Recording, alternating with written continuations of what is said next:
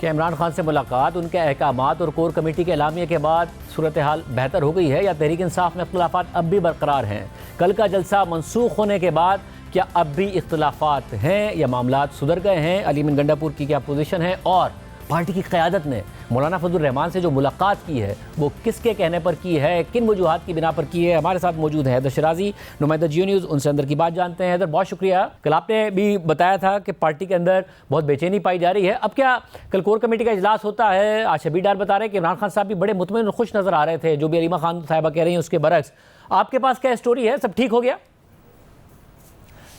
سب ٹھیک ابھی بھی نہیں ہے، کیونکہ اگر ٹھیک ہوتا تو پی ٹی آئی کی پریس کانفرنس یعنی سابق صدر عارف علوی، اعظم سواتی اور رؤوف حسن پریس کانفرنس کینسل نہ کرتے۔ اس حوالے سے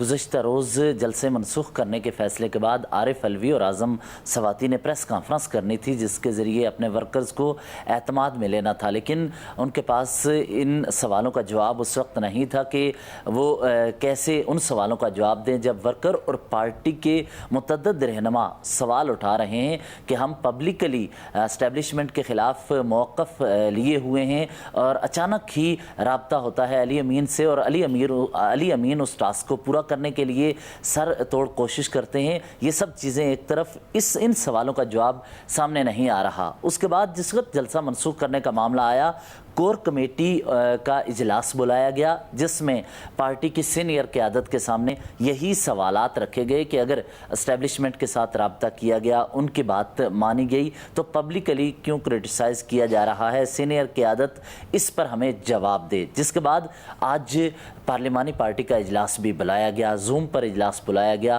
جس میں ممبران اسمبلی جو ہیں انہوں نے بھی یہی نقطہ اٹھایا ہے کہ جلسہ منسوخ کیوں کیا گیا اور کس کے کہنے پر کیا گیا۔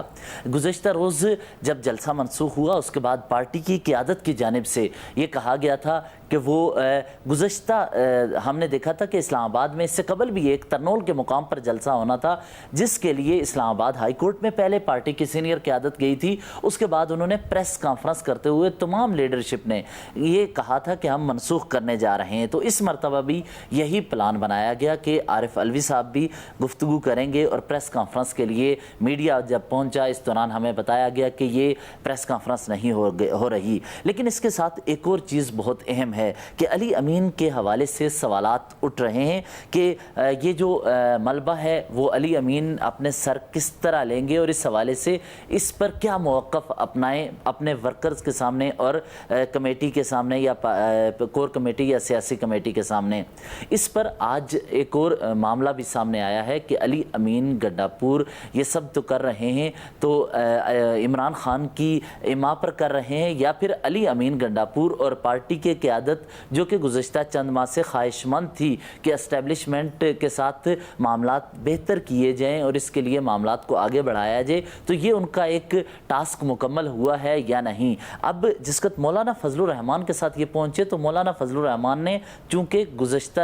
اسی ہفتے ایک پریس کانفرنس میں کہا تھا کہ وہ اکیلے آگے بڑھیں گے، سیاسی اتحاد کے ساتھ شامل نہیں ہوں گے، تو صرف یہی جلسے کی منسوخی کا الزام پارٹی قیادت پر نہیں لگ رہا، بلکہ محمود خان اچکزئی کا شکوہ اور بانی پی ٹی آئی نے سختی سے کہا ہے کہ کیا وجہ ہے کہ پی ٹی آئی کی سینئر قیادت مولانا فضل الرحمان کے ساتھ جا کر نہیں ملی، اور اچکزئی صاحب نے خود کہا کہ پارٹی کی سینئر قیادت کیوں موجود نہیں ہوتی ہے۔ میں آپ کو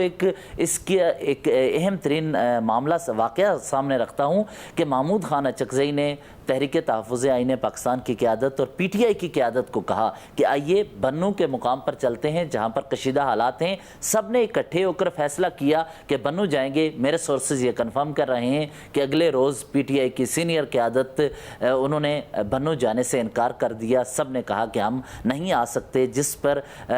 میرے سورسز یہ بتا رہے ہیں کہ اچکزئی صاحب اکیلے جا کر بنو پہنچے اور انہوں نے وہاں پر گفتگو کی۔ اسی طرح کل ان کا ترنول جلسے کے مقام پر جانا بھی پی ٹی آئی کی قیادت کو پیغام تھا کہ آپ کیا کر رہے ہیں اپوزیشن اتحاد کے لیے۔ بانی پی ٹی آئی کہہ رہے ہیں کہ محمود خان اچکزئی کے ساتھ مل کر چلیں تو آپ مگر پارٹی یہ بھی تو چاہتی ہے نا کہ اسٹیبلشمنٹ کے ساتھ جو اتنے جھگڑے ہیں وہ ختم ہوں. اب عمران خان صاحب بھی کو بھی یہ بات سمجھ میں آ رہی ہے, اگر وہ بھی مطمئن ہیں اور انہوں نے اس رابطے کے بعد اپنا جلسہ منسوخ کیا تو کہ پارٹی کے اندر بھی اب یہ اطمینان نہیں ہے کہ کم از کم چلیں کوئی آغاز تو ہوا, کوئی گفتگو کا تو آغاز ہوا اسٹیبلشمنٹ کے ساتھ. دیکھیے پارٹی کے لیے نہیں, بانی پی ٹی آئی کے لیے صرف سوچا جائے. پارٹی کے متعدد رہنما وہ اسٹیبلشمنٹس کے ساتھ رابطے میں رہے اور علی امین گنڈاپور تو اس کا اظہار کرتے رہے ہیں. یہ پہلا موقع ہے کہ جس پر پبلکلی ان کے فیصلے سامنے آئے ہیں اور اپنے ورکرز اور عوام کے سامنے آئے ہیں, جو کہ موجودہ حکومت نے بھی اس کی تصدیق کی ہے. اسٹیبلشمنٹ کے رابطوں کے بعد یہ چیزیں ہوئی ہیں, تو لہٰذا ان کے پاس ایک کنفیوزنگ سٹیٹ میں وہ ایک اس بات پہ کنفیوز ہیں کہ اپنے ورکر کے سامنے اور پارٹی کے رہنماؤں کے سامنے یہ مدعا کیسے رکھیں کہ ہم کیا بیانیہ لے کر چل رہے ہیں اور اس کے بعد یہ ہو رہا ہے. مگر جب ایک دفعہ یہ کہہ دیا جائے کہ حکم عمران خان کا تھا تو آپ کو نہیں لگتا کہ ورکر مان جائے گا؟ ظاہر ہے کیونکہ اب کچھ عرصے بعد تو جلسہ ہے, یہ منسوخ ہو گیا, عمران خان صاحب کے کہنے پر ہوا, اب کچھ عرصے بعد ہے جلسہ. دیکھیے یہ آپ کہیں کہ عمران خان نے کہا ہے, میں کہوں کہا ہے, اگر علیمہ خان خود کہہ دے کہ عمران خان کی بات باہر آ کر تبدیل بھی کی جاتی ہے, پارٹی کی سینئر قیادت اگر خود کہے کہ